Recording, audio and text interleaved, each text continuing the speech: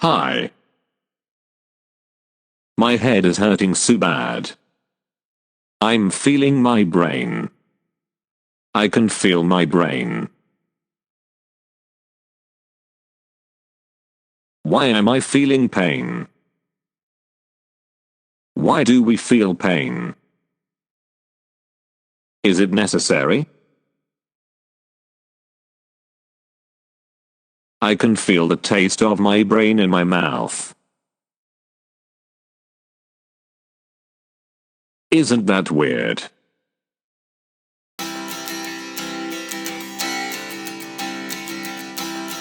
You either get bitter or you get better. The choice does not belong to fate, it belongs to you. My aim of starting this channel is to share how I feel, what I feel, with you. Enlist with me on this journey, true love. Share the world how you feel, what you feel. On the channel biography there's an email address. You can write and share your pain with the world anonymously. What is pain? Why do we feel pain? Pain is an unpleasant signal that something hurts. It is a complex experience that differs greatly from person to person, even between those with similar injuries and/or illnesses.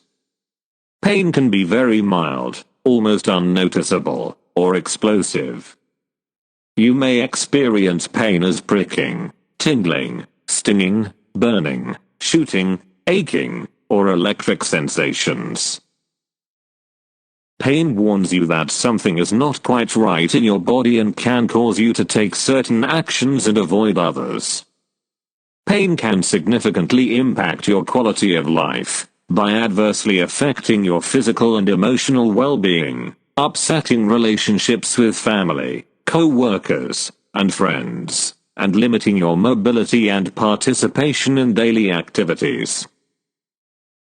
Hundreds of pain syndromes or disorders make up the spectrum of pain. For example, there is the pain of childbirth, the pain of a heart attack, the pain of a headache or backache, and the pain that can follow amputation of a limb. There is also pain that accompanies cancer and the pain that follows severe trauma, such as head and spinal cord injuries. Pain is often a debilitating symptom of many diseases and is considered a disease itself when it persists beyond recovery from an injury or illness. Pain often goes away on its own or with treatment, but it can persist and develop into long-term chronic pain. Why do we feel pain? Most people struggle with pain at some point in their life, and when it gets bad enough it can be a debilitating condition. However, while pain has its obvious and sometimes devastating downside, our ability to feel physical pain is also part of maintaining our health. For a time, physicians even referred to pain as the fifth vital sign, because it can be important to understanding the state of a person's health and point to the presence of disease. When our pain receptors are working effectively, pain is a useful way for our bodies to tell our brains when a stimulus is a threat to our overall well-being. However, sometimes pain stops playing a protective role. Understanding how pain can go from a useful, even welcome, stimulus to a serious malady requires understanding the biology behind pain. And that biology begins with the distinction between the central and peripheral nervous systems. The central nervous system is made up of the brain and spinal cord, while the peripheral nervous system is made up of sensory and motor nerves. The peripheral nervous system uses a variety of receptors to gather stimuli that they pass on to the brain. When it comes to pain, the most important are called nociceptors. You can't go through life allowing pain to dictate how you behave. I met someone who wants to share the world her pain. Hear from her. Hi, my name is Brittany. I spent all my youth in the sun and in the pool, in tanning beds, with zero sunscreen. Sunscreen was my enemy, or so I thought. Turns out, the sun I was worshipping so hard was the true enemy. I was just terribly uneducated. Combined with the fact that I come from a family of fair skin and a generation that was told tan is beautiful, I was diagnosed with stage 2B melanoma skin cancer days before my 21st birthday in 1998. I'm a Leo. I'm a summer baby. I believed that the sun was my power, it was my best friend, but the same sun and the UVB rays that come with it, has nearly taken my life and ripped away my peace and possibly even my future. Hear it from me, cancer sucks. Wear sunscreen. Get your skin checked. Goodbye. I know some of you all will be wondering, what's melanoma? Melanoma is a type of skin cancer that develops when melanocytes, the cells that give the skin its tan or brown color, start to grow out of control. Cancer starts when cells in the body begin to grow out of control. Cells in nearly any part of the body can become cancer, and can then spread to other areas of the body. Melanoma is a cancer that begins in the melanocytes. Other names for this cancer include malignant melanoma and cutaneous melanoma. Most melanoma cells still make melanin, so melanoma tumors are usually brown or black. But some melanomas do not make melanin and can appear pink, tan, or even white. Melanomas can develop anywhere on the skin, but they are more likely to start on the trunk, chest and back, in men and on the legs in women. The neck and face are other common sites. Having darkly pigmented skin lowers your risk of melanoma at these more common sites, but anyone can get melanoma on the palms of the hands, soles of the feet, or under the nails. Melanomas in these areas make up a much larger portion of melanomas in African Americans than in white people. Melanomas can also form in other parts of your body, such as the eyes, mouth, genitals, and anal area, but these are much less common than melanoma of the skin. Melanoma is much less common than some other types of skin cancer. But melanoma is more dangerous because it's much more likely to spread to other parts of the body if not caught and treated early. Where do skin cancers start? Most skin cancers start in the top layer of skin, called the epidermis. There are 3 main types of cells in this layer. 1. Squamous cells. These are flat cells in the outer part of the epidermis, which are constantly shed as new ones form. 2. Basal cells. These cells are in the lower part of the epidermis, called the basal cell layer. These cells constantly divide to form new cells to replace the squamous cells that wear off the skin's surface. As these cells move up in the epidermis, they get flatter, eventually becoming squamous cells. 3. Melanocytes. These are the cells that can become melanoma. They normally make a brown pigment called melanin, which gives the skin its tan or brown color. Melanin protects the deeper layers of the skin from some of the harmful effects of the sun. The epidermis is separated from the deeper layers of skin by the basement membrane. When a skin cancer becomes more advanced, it generally grows through this barrier and into the deeper layers. Melanoma, the most serious type of skin cancer, develops in the cells, melanocytes, that produce melanin, the pigment that gives your skin its color. Melanoma can also form in your eyes and, rarely, inside your body, such as in your nose or throat. The exact cause of all melanomas isn't clear, but exposure to ultraviolet, UV, radiation from sunlight or tanning lamps and beds increases your risk of developing melanoma. Limiting your exposure to UV radiation can help reduce your risk of melanoma. The risk of melanoma seems to be increasing in people under 40, especially women. Knowing the warning signs of skin cancer can help ensure that cancerous changes are detected and treated before the cancer has spread. Melanoma can be treated successfully if it is detected early. Symptoms of melanoma cancer. Melanomas can develop anywhere on your body. They most often develop in areas that have had exposure to the sun, such as your back, legs, arms and face. Melanomas can also occur in areas that don't receive much sun exposure, such as the soles of your feet, palms of your hands and fingernail beds. These hidden melanomas are more common in people with darker skin. The first melanoma signs and symptoms often are a change in an existing mole, the development of a new pigmented or unusual looking growth on your skin. Melanoma doesn't always begin as a mole. It can also occur on otherwise normal appearing skin. Normal moles. Normal moles are generally a uniform color, such as tan, brown or black, with a distinct border separating the mole from your surrounding skin. They are oval or round and usually smaller than 1/4 inch, about 6 millimeters, in diameter, the size of a pencil eraser. Most moles begin appearing in childhood and new moles may form until about age 40. By the time they are adults, most people have between 10 and 40 moles. Moles may change in appearance over time and some may even disappear with age. Unusual moles that may indicate melanoma.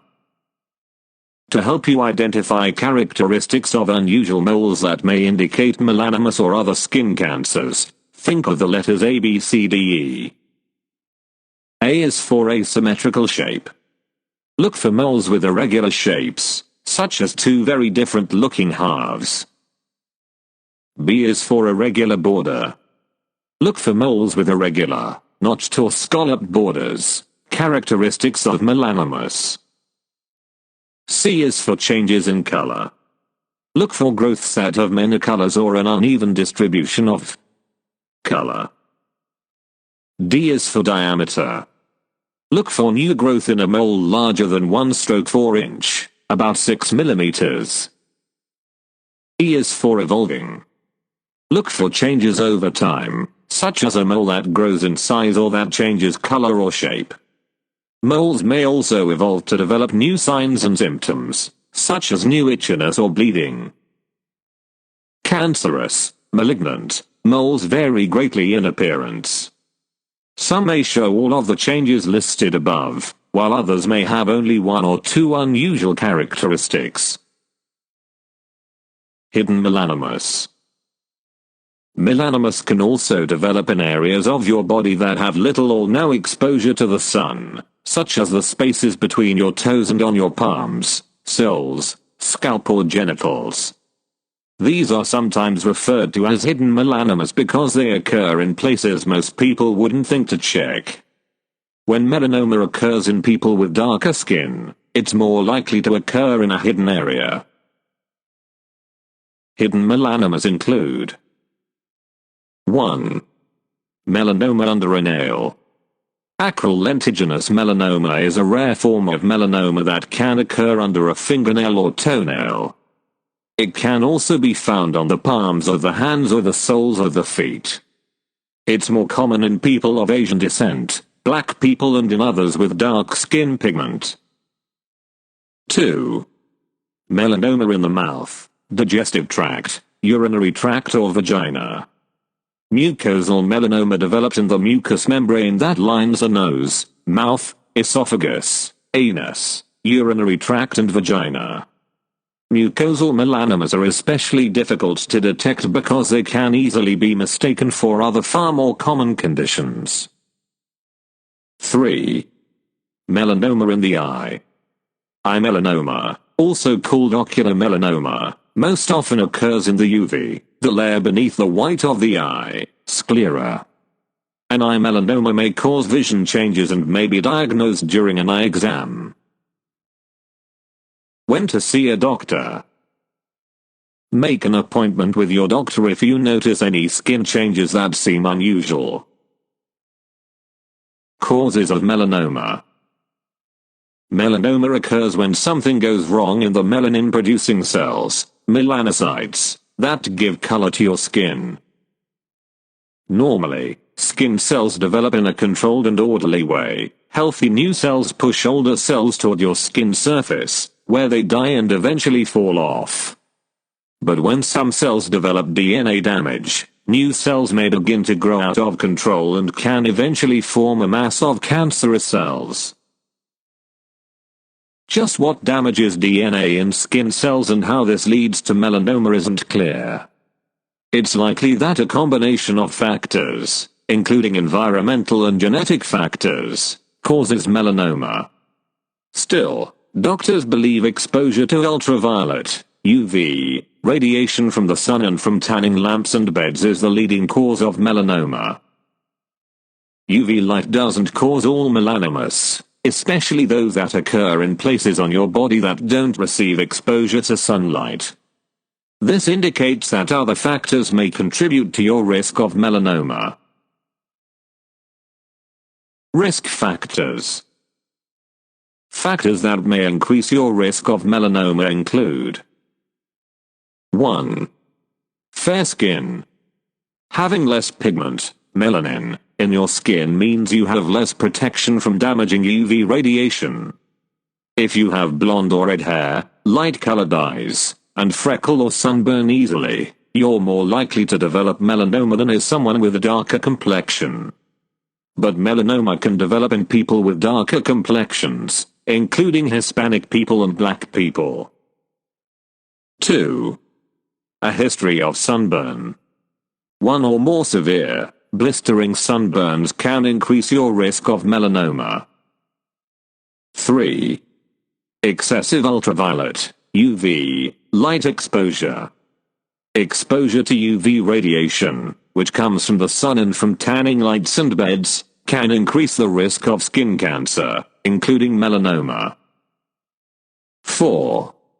Living closer to the equator or at a higher elevation. People living closer to the Earth's equator, where the sun's rays are more direct, experience higher amounts of UV radiation than do those living farther north or south.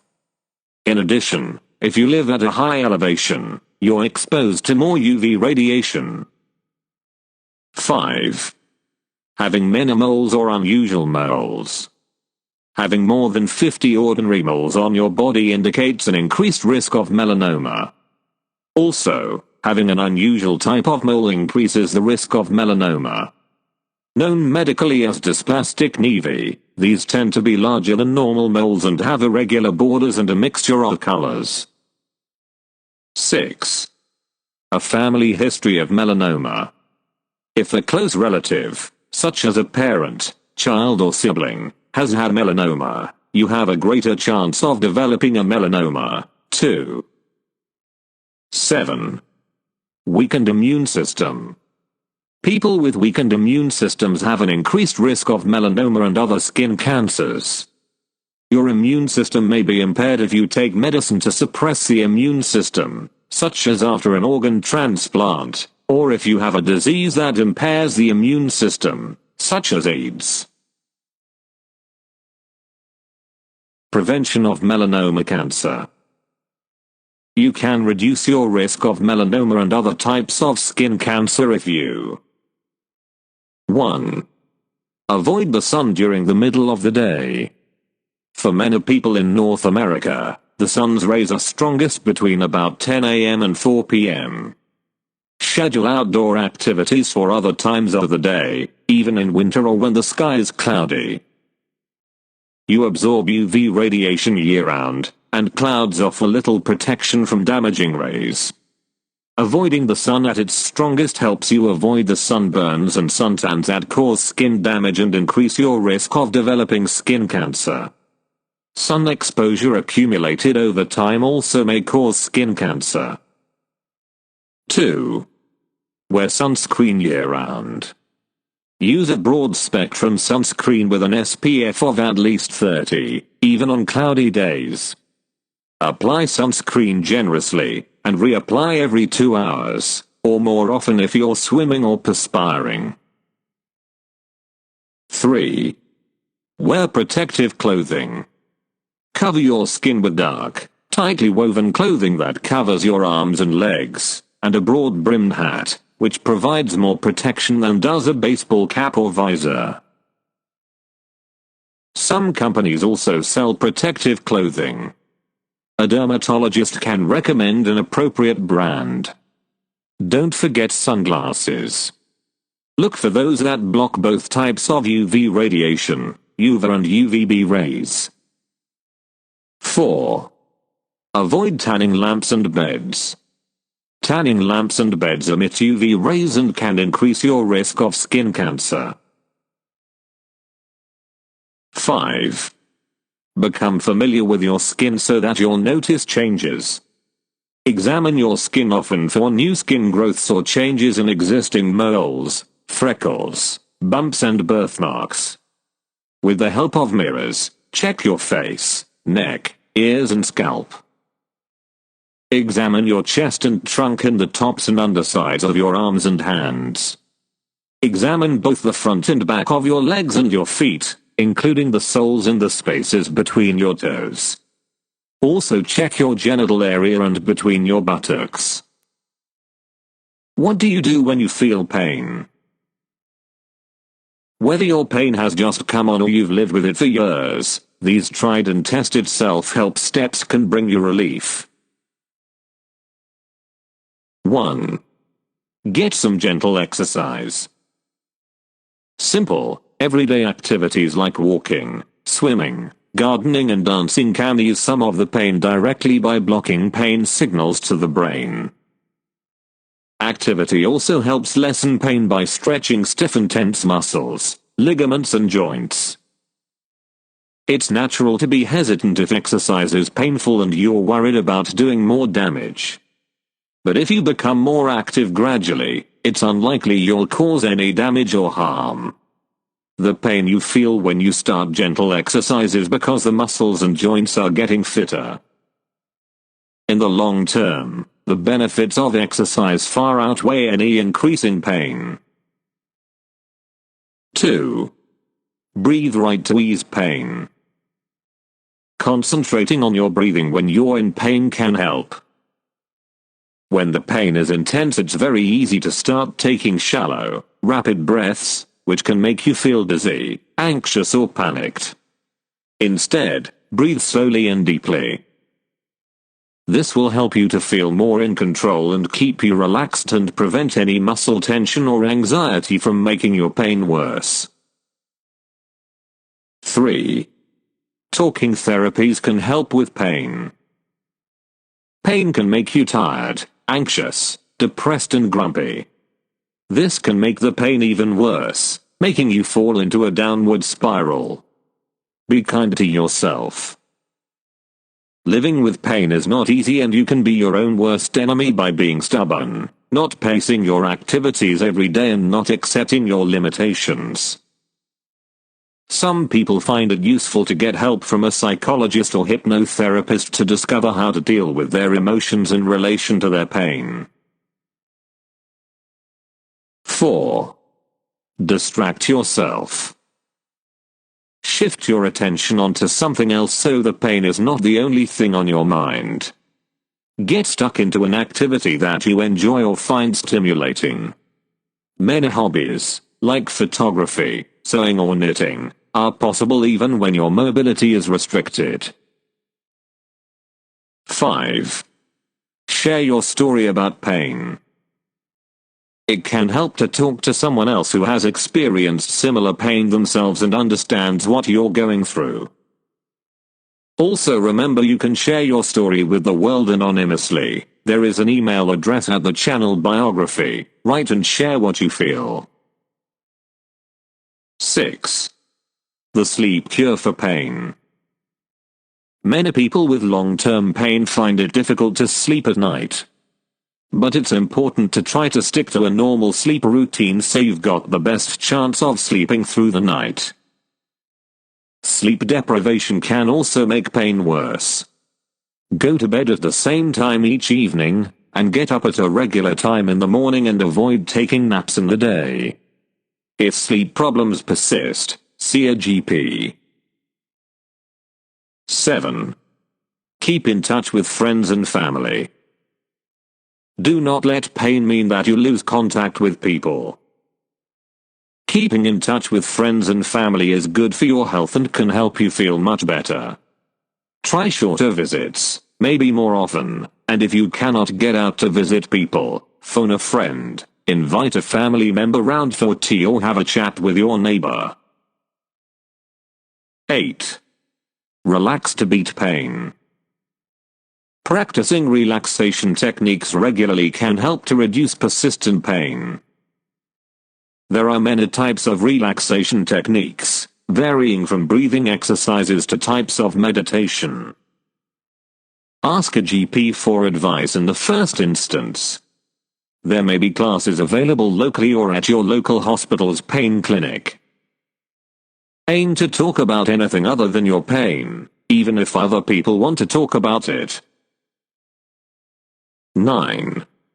Take a course. Taking a course can help. Take any type of courses you're interested in and that fit for your pain. Thanks for watching. Don't forget to like and subscribe. Catch you later.